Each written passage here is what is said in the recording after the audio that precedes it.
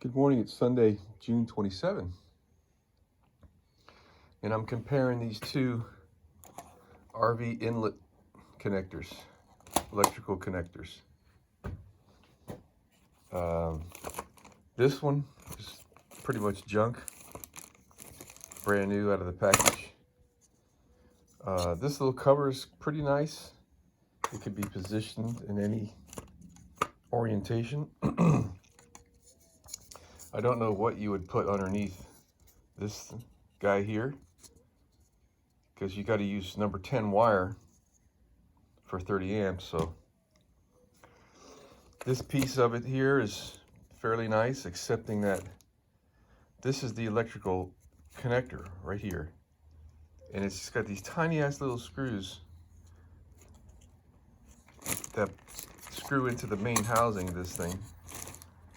And the way they do it is the screws kind of go into this raised area, the thickness of this raised area, which is cool.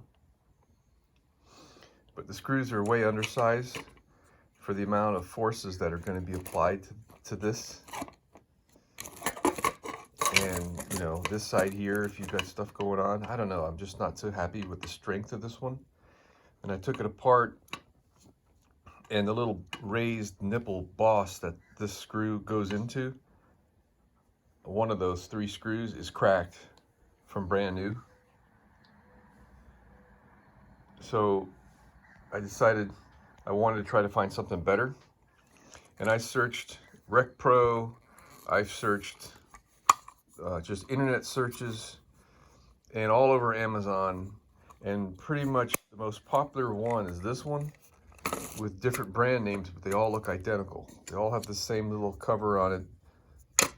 They all look the same. There's a couple other designs, and this is one of the other ones. So I wanted black. I couldn't find this one in black. So let me buy it to see how it looks.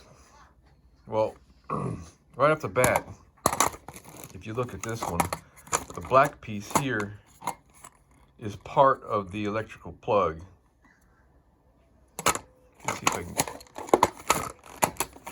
Okay, I'll talk about that in a minute. So if you look, this is the electrical plug here.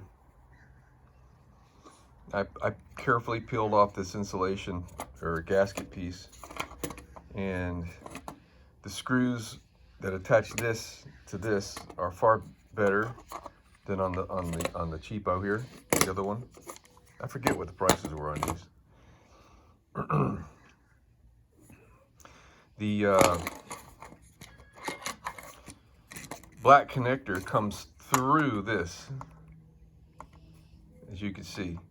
So any wiggle forces that you apply to the plug are transmitted to this, just to the fact that it's one piece within inside the other. So that gives you a lot more strength to this thing. So right there, that just pretty much sold me on this one.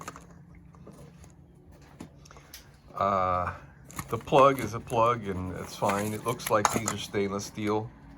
I didn't check with a magnet or anything, but that's kind of cool. So some things I don't like about this. This little light here is connected to the neutral and the hot, and it doesn't do anything other than tell you that you've got power, which is, I guess, handy. All right, but it's not going to tell you that you've got neutral and hot swapped, or your ground is good, or anything like that. It's not really an intelligent little light. It just lets you know that you've got power when you connect it, which is, like I say, it's handy. So there's wires that come off of that, and they come up this little piece here and go through the case, and they connect to the neutral and the hot right there, which is cool. All right, so far everything is decent with this. What I'm not liking so much is this guy. It's just like an electrical and dust guard, which is perfectly fine if this back side of this plug is within inside of a compartment or inside, out of the weather, and you kind of don't need anything on it anyway, these screws, I guess they should be protected from, but you can't reach it with a finger or anything, right? But that's all that this gives you. It's only held on by these two little tangs, so it really can't hold up to much of a beating.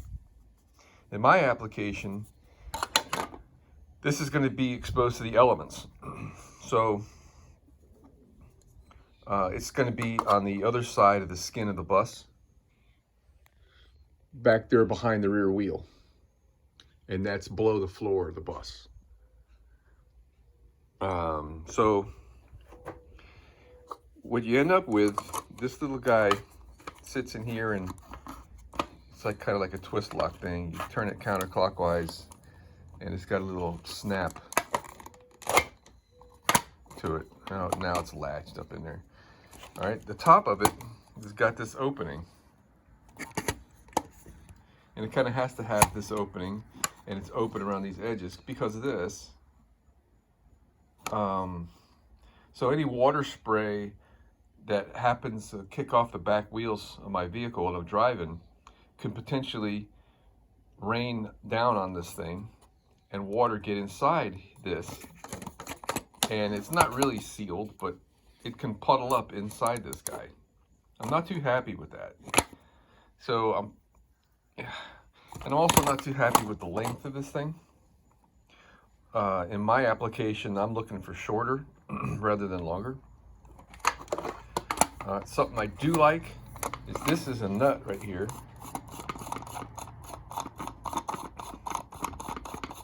And when you take this off, you can see how it works. It squeezes these down onto your wire, which is nice. The edges are pretty sharp, which is not all that great, but this is pretty stiff plastic. You kind of, the wire I'm going to use is about as big as my finger. And in order to make this thing work, I'm going to have to cut a lot of that off. So I may not even be using that. I think I might be just cutting the whole back of this thing off and gluing something on there and putting a hole in the bottom. Because if I have my wire come from the bottom, any water that happens to get on that wire will drip down out away from this, rather than if the wire is coming in here,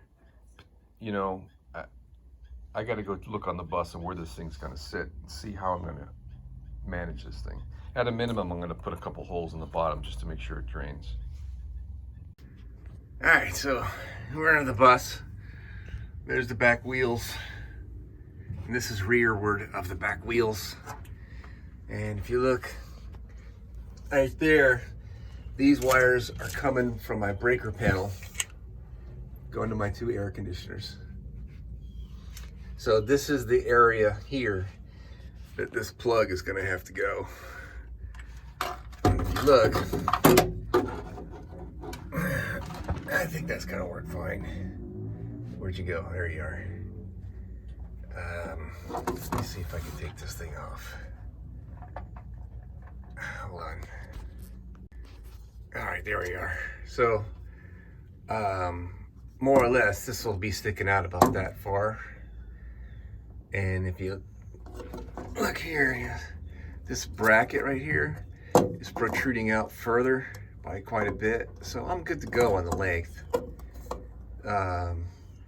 This point right here is where my gray water tank is going to go. So I need to make sure that this wire is not going to interfere with this line right here.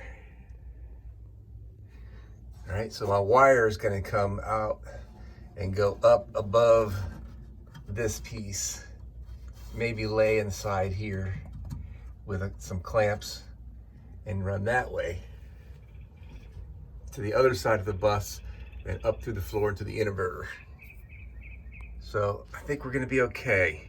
I'm just gonna have to install it low enough so that the we're not interfering with this stuff here and this double thick metal here, just to make my life a little easier, because I can go anywhere here, it doesn't matter.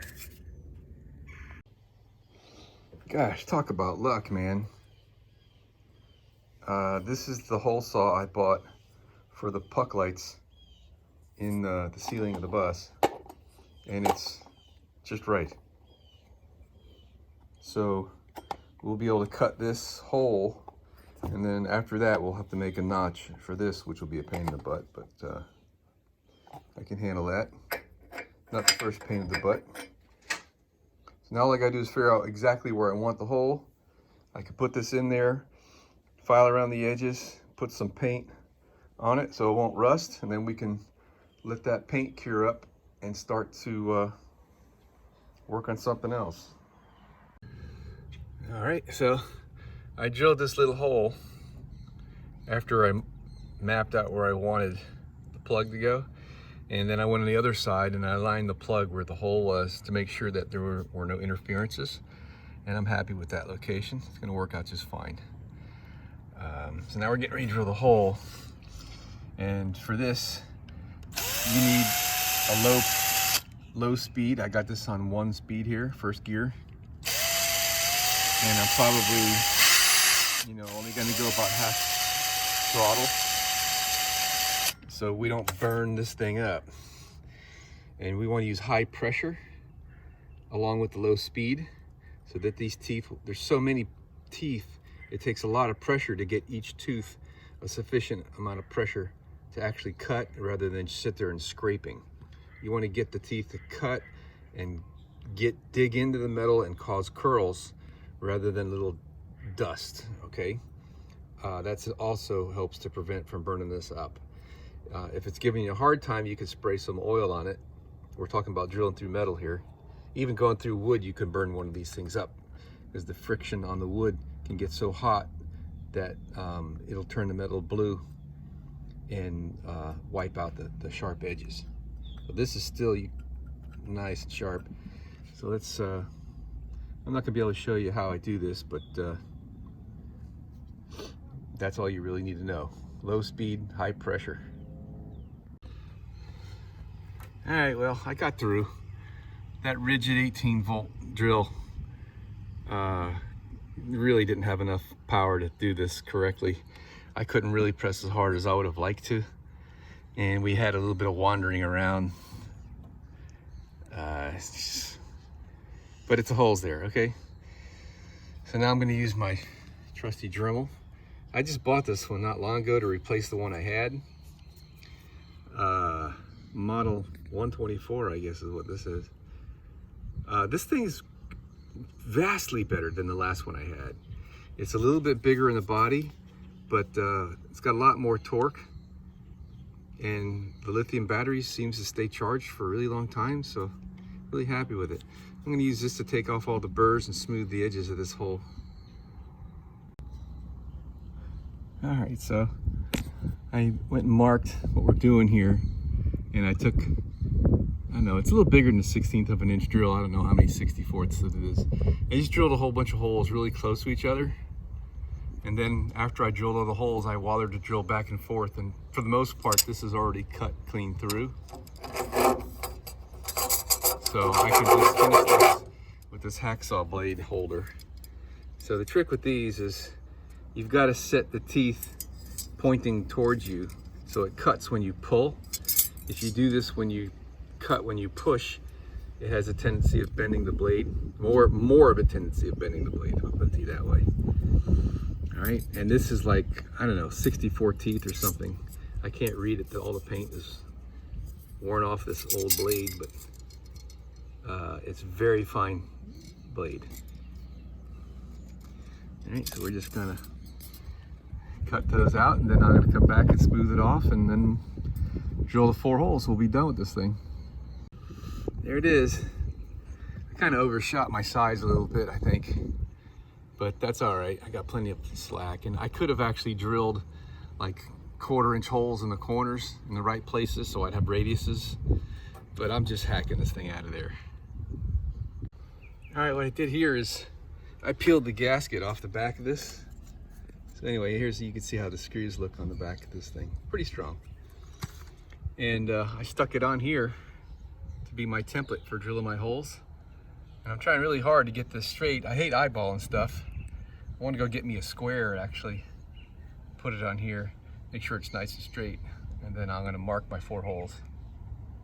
All right, I didn't catch this, but the design of this thing, this little channel right here is not in the middle of the center line here. So the notch that I put in the bus, I put in the middle, and I'm up against it right here. So I'm gonna move that notch over just like 1/8 of an inch, just to make sure I've got plenty of clearance. So I brought my hacksaw back out here and my little file, and we're gonna fix that. All right, I've got some of this XO rust, direct to metal, oil-based primer left over from when I painted the floor. It looks like it's still good. It had a little bit of skinning over, and it took quite a bit of mixing, but I got it. So now I'm gonna thin it out a little bit with some acetone, and what that'll do is that'll make it a really fast drying paint. So I'll probably add like 25% of what I've got here, and then we're gonna apply it by brush and paper towel, and go around the edges of the hole that we just made in the side of the bus, and try to get a little bit down in the screw holes as well. All right, we're moving along. I got the paint on the hole and it's curing up. So the wire we got is a higher voltage rating than I was shooting for. It was all they had there at Home Depot. This is for 600 volts. There's another one, I think it's 300 volts, and it's got a little bit thinner insulation on it. It'd be a little easier to work with, but this is gonna be fine. So what we're gonna have to do is we're gonna have to open this hole up to accept the size of this, and we're also going to have to choose which end of this wire we want to go on this plug. One of the ends, the orientation of these 3 conductors will be correct without having to cross stuff over, I'm pretty sure, and the other end won't. So I'm looking at this one here. This has got green on the bottom, white on the top left. Green on the bottom, white on the top left. That would be the silver screw. They use silver screws on all of them, but you got green, white, and this is unidentified. It could be black or red, I guess. All right, so that's the size of the cable. It's the end of this end of the cable. Let's take a look at the other one here. Green on the bottom, white would be on the right side, so that would not work. All right, it's almost time to clean up, man, but kind of anxious to get this thing going. So I took the Dremel and I ground off all the teeth, and now this thing will fit in here, and I can get the nut on, and it works perfectly. And I'm kind of really liking this thing now. Next thing I'm gonna do is put a couple holes in the bottom here for drainage, just in case water gets in there. It'll have a way to get out. And I already trimmed my wire, and we're getting ready to attach it up in there.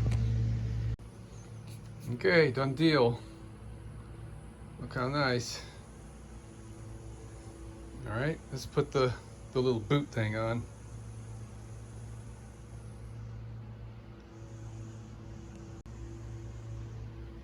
Okay, so here's how it looks without the nut. And we'll screw the nut on here, and it's going to clamp down on these guys. And I'm liking this more and more. You know what's kind of working out is the hole. I didn't like this at first, but now I do. The hole in the side of the bus is just big enough for this piece. So it kind of sort of supports the edge of this thing where those little tangs are. So, you know, whatever. There's my little drain holes at the bottom.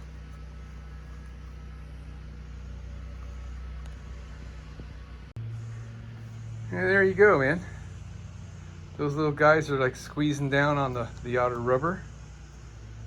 And the only thing I don't like about this is that this thing here, it's not all that secure when you put some twisting force on it. It doesn't take much. I mean, I could like put some caulking on it or something, but then it's going to be a pain in the ass to work with if I ever have to do any maintenance on it. So I'm just going to leave it like that. And I'm going to install it without the gasket because there's no need for a gasket. I'm not trying to seal anything. So there you go, man. Next, I'm going to put the split loom on here, and then we'll be able to put the socket on the bus and then feed the wire across the top of the fuel tank and then up through the floor.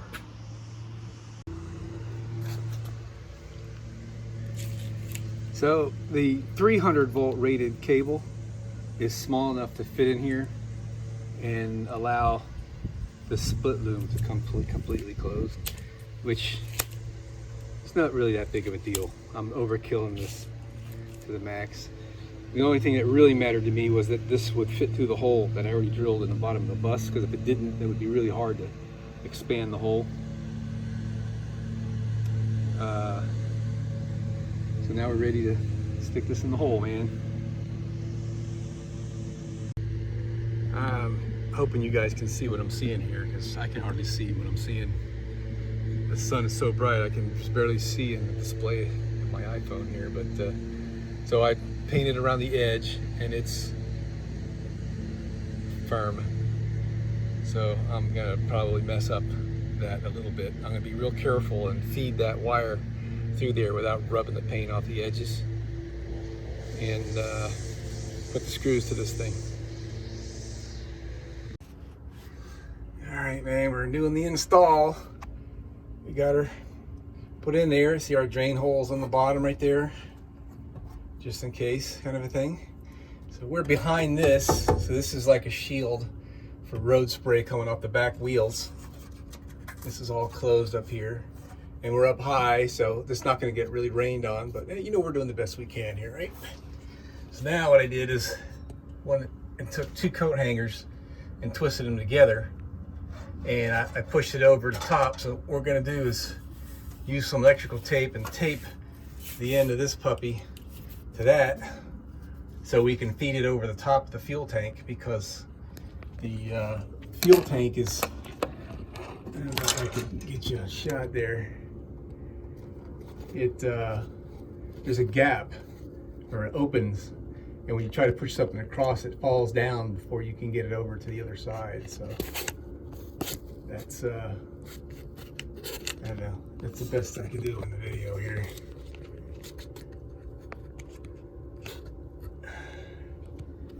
All right, so sorry for the crappy video, we tried. All right, so I only got one of these 3/4 inch clamps, so I'm using it here, and I've given myself this loop for a couple reasons that help keep water from dripping into there, which, I don't know, I'm kind of overthinking this thing, but I'd like to get at least one more of these things back here closer to where the frame is. I guess I could just tie wrap right there. There's a hole. That'll hold that good enough. Yeah, that'll be fine. So let's go to the other side now and see if we got enough length. I think we do. This was a 10-footer. So look at there, man. We're just about on the home stretch here. So here's our wire that we just installed. I've got it connected. Here's the output wire coming here and feeding power to the breaker panel. Here's my 24-volt DC wires. And I'm stopping on this right now because I want to take advantage of the good weather outside. And we're installing a 120-volt outlet outside on the bus, just for, you know, who knows what you're going to want to hook up out there, right? Run a drill or something. And this is, I don't know what's all over this with the spots, but this was about the best outlet cover that I could find. that suited my liking. It's got this little edge on here, which, you know, maybe that'll be a problem one day if I want to plug in something like a transformer, but that's not the intent. But what I like about that is the way this thing is made, any rain is deflected away from the shape of this thing. And if by any chance some rain gets around this edge and drips behind the door, it's then deflected away from the outlet because of this. So that, I mean, that's pretty nice. And it doesn't use any rubber seals or stuff that'll fall out or rot, whatever. And it has 4 screws. Their stainless steel screws come with it. And the box is just a standard electrical box for outside. Those screws screw into these 4 holes here. So that'll hold this to that. And I'm pretty sure this did come with a gasket for the back side of it. I just don't know where it is right now. But that'll seal the box. And I'll put a couple drain holes in this thing just in case any water gets in it, it'll drain. Because I'm a firm believer of there's never anything that you can make that's waterproof, no matter how hard you try. And then what you got is water always trapped inside of things and making things corrode. So we'll put drain holes in strategic places, like up in the corners, so this thing can drain and ventilate. And I'll probably be using the center tap here.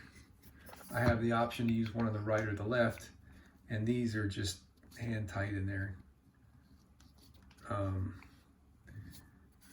When I'm all said and done, I'll put some sealer on these so they're waterproof.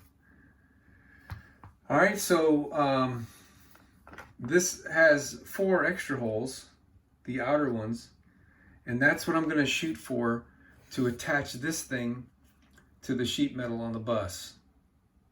I can put some countersunk flathead screws in the sheet metal, and if this comes out like I'm hoping I can do, it'll really look nice. So let me go show you where this is going. All right, the place I chose is the furthest I can get away from our diesel fuel and propane tank on the bus and still be usable. And it's gonna be right in this place here somewhere. I guess preferably the highest I can go, and anywhere in that panel, and there's the wire that's gonna connect to it. The weather forecast says no rain.